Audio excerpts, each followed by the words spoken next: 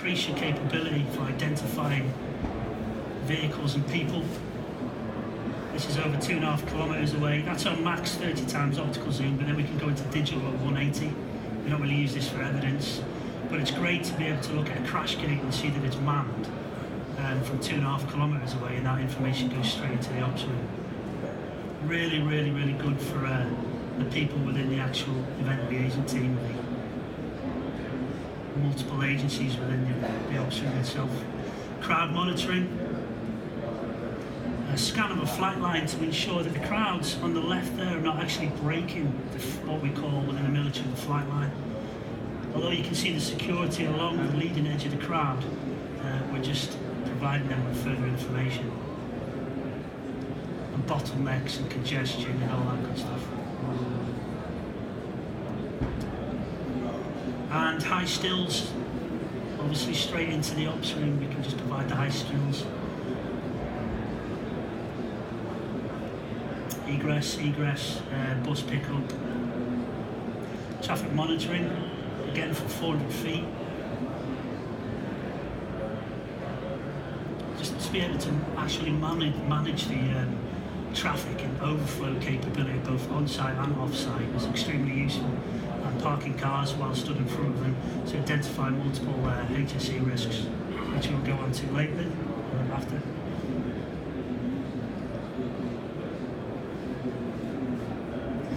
The security and surveillance almost becomes a second nature to what you're actually providing. The amount of times we're tasked to go up, predominantly for HSE and monitoring. Off-site, that's at 3 kilometers, so parking off-site can be monitored. And live imagery of the actual show itself, it's a high-risk show, so to be able to provide this type of imagery is beneficial, especially for timings.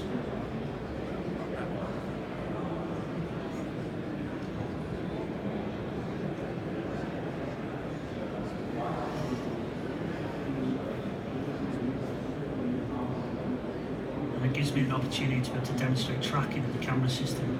So we're actually flying the aircraft and the remote pilot is operating the HD zoom camera.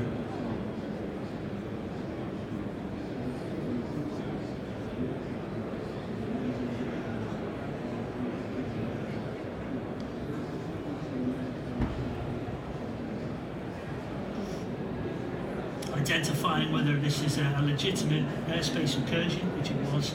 It was farmer's photographer, and then the jetman landing was obviously high risk, so we managed to ensure that that was done successfully as well. See if you can spot the unattended items on egress or ingress points.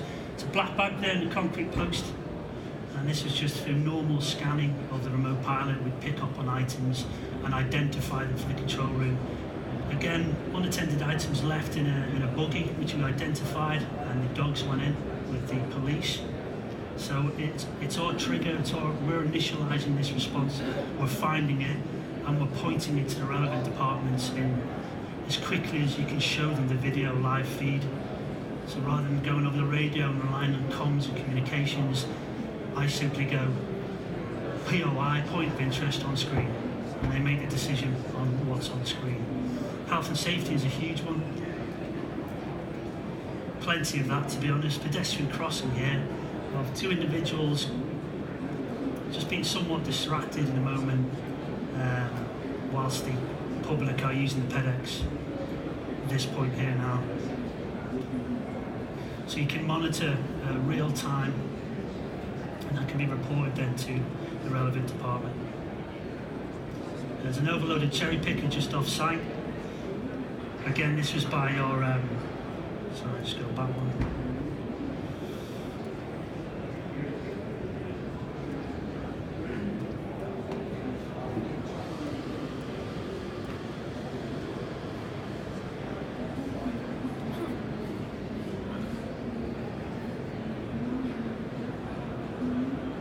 So I'll just let it play through again because it's one video.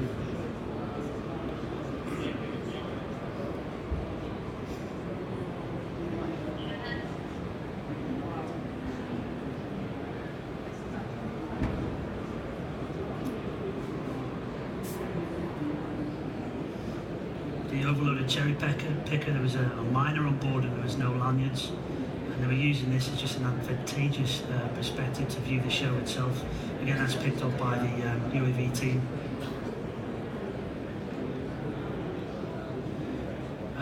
The individuals to your left of your screen here, you can see they sat down in the hashed area.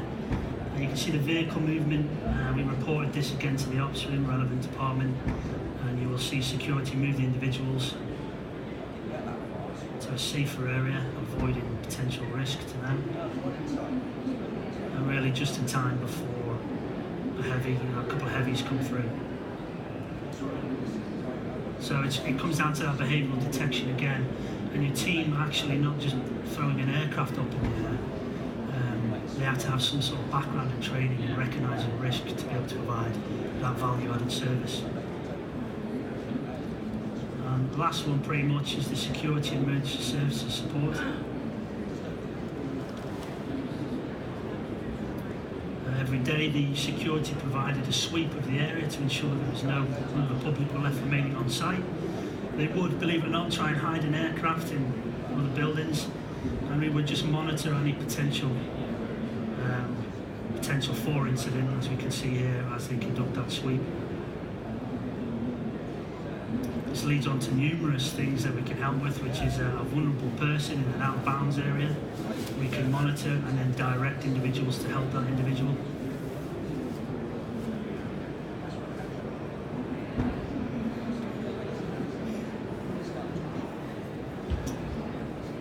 Medical emergencies is an obvious one. A couple of individuals running in here for assistance.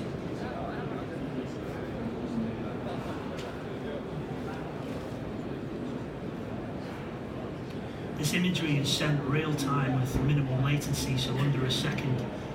We commonly go through Cat6 and then we bridge it through Wi-Fi into a control room. So there's no delay, we're getting this real time. And the benefit of being able to track this ambulance to the point where the casualty is across the airfield itself.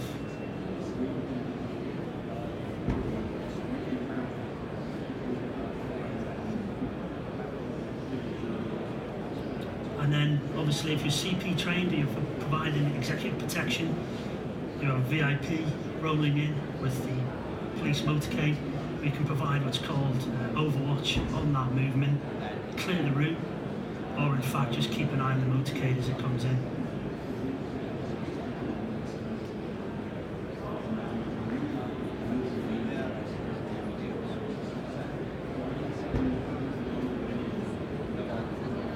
A lot of this material is actually used for debrief as well by the police and multiple agencies.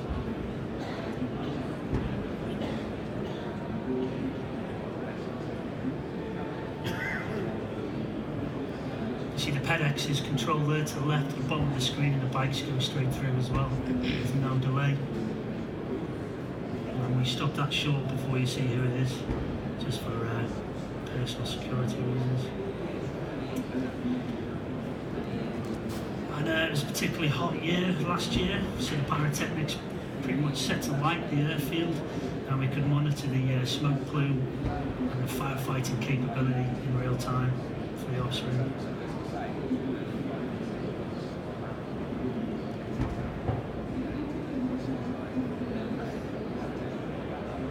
And give them a ground disturbance assessment while we're at it.